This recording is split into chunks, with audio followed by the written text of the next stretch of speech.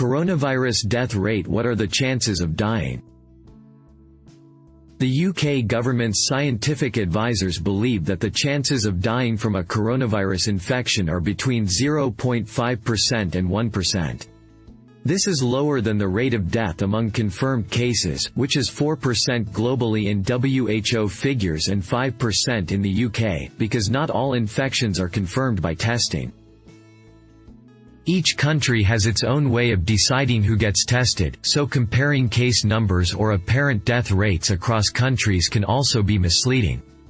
Death rates also depend on a range of factors like your age and general health, and the care you can access.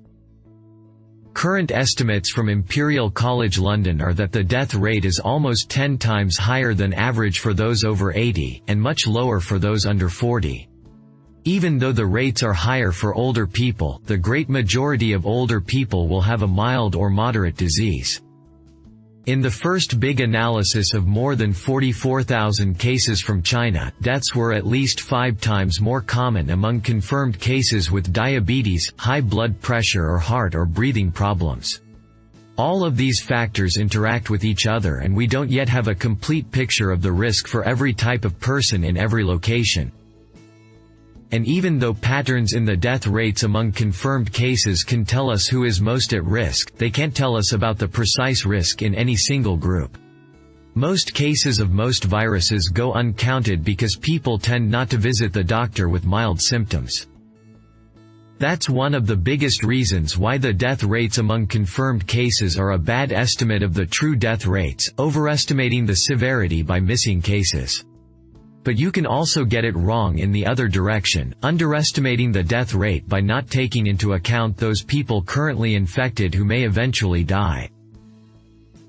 According to research by Imperial College, it's because different countries are better or worse at spotting the milder, harder-to-count cases. It currently restricts testing mainly to people in hospitals. Germany has a daily testing capacity of more than 20,000 cases and has been testing people with mild symptoms. The death rate among confirmed cases in Germany, less than 0.5%, is among the lowest in Europe, but is expected to rise as the mix of patients getting tested changes. If a healthcare system gets swamped with cases and intensive care units can't treat people who need ventilation, then the death rate would go up. Scientists estimate the proportion of cases with mild symptoms from small, defined groups of people who are monitored very tightly, like those on repatriated flights.